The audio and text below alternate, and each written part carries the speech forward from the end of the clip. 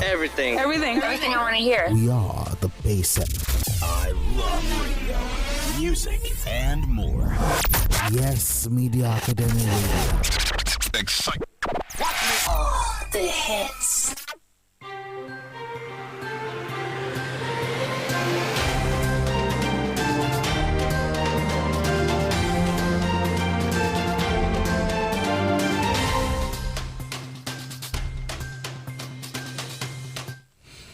Good evening. It's time for the news headline on Yes Media Academy Radio. I am Okpe Adeleke.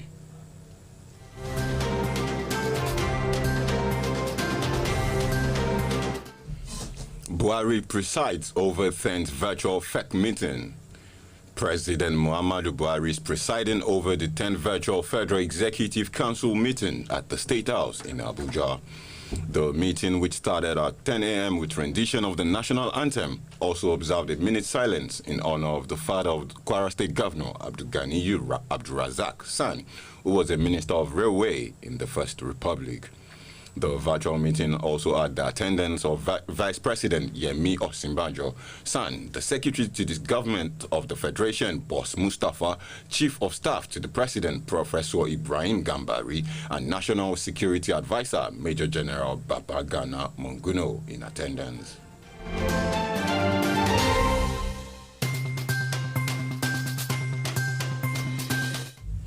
FEC honors late ex-railway minister Abdulrazak. The Federal Executive Council has honored the late former minister in charge of railways in the First Republic, Abdulganiyu Abdulrazak. The council, while holding its 10th virtual meeting on Wednesday, observed a minute of silence for Abdulrazak, who died on Saturday morning.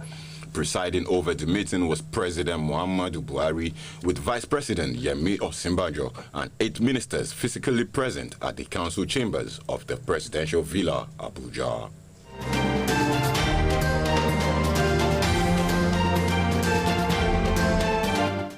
Minister of Transportation appeals to reps to stop probe of 500 million naira Chinese loan. The Minister of Transportation, Rotimi Amechi, has appealed to the National Assembly to halt its probe of the $500 million loan from the Chinese government. Amechi made the appeal during an investigative hearing of the House of Representatives Committee on Treaties and Protocols. And according to him, the loan, which is meant for the completion of the federal government rail project, may be truncated by the Chinese government if it suspects that there's a disagreement between the executive and the legislature. The minister also argued that constant probing of the investigation may suggest that an arm of government does not agree with the loan and may cause the Chinese government to withdraw the loan.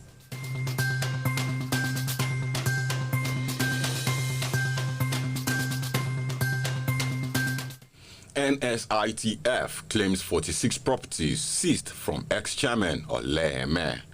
The management of the Nigerian Social Insurance Trust Fund, NSITF, has applied to a federal high court in Abuja seeking to be handed for 6 properties, including houses and parcels of land in Bayelsa, Delta, and Edo States and Abuja, seized from the agency's ex-chairman, Ngozi Olejeme. Justice Taiwo had on July the 1st this year, upon an ex parte application by the Economic and Financial Crimes Commission, EFCC, granted an order for temporary forfeiture of the identified property. Justice Taiwo directed the EFCC to publish the order in a national daily to enable anyone who is interested in the affected property to show cause and within 14 days, while the asset should not be permanently forfeited to the federal government. Your movement.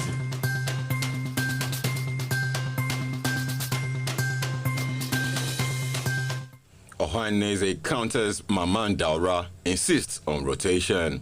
Ohaneze Ndigbo has insisted that it is the turn of the South, particularly Ndigbo, to produce the president in 2023. The organization warned that equity should not be sacrificed on the altar of parochialism, since it was the rotation sentiment that produced the present incumbent. Ohaneze was reacting to Maman Daura's assertion that 2023 presidency should not be based on turn by turn, but by competence.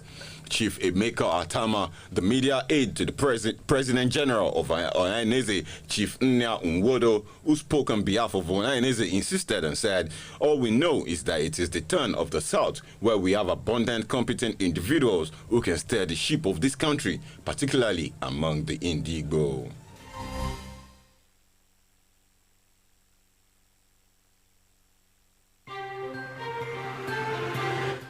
Akeredolu picks an ex-NDDC commissioner as running mate. Ondo Governor Oluwarotimi Akeredolu has unveiled a former commissioner in the Niger Delta Development Commission (NDDC), Lucky Ayedatiwa, as his running mate for the October 10 governorship poll. Akeredolu, who spoke at the swearing-in of new aides, said Ayedatiwa possessed variable credentials. The governor stated the decision to pick Ayedatiwa was taken after wide consultations with party leaders. And according to him, the leaders of the party have made wide consultations to choose the most suitable candidate as running mate in the forthcoming gubernatorial election in the state. We have concluded that Mr. Lucky Ayedatiwa is the appropriate choice given the prevailing circumstances in the political arena at present.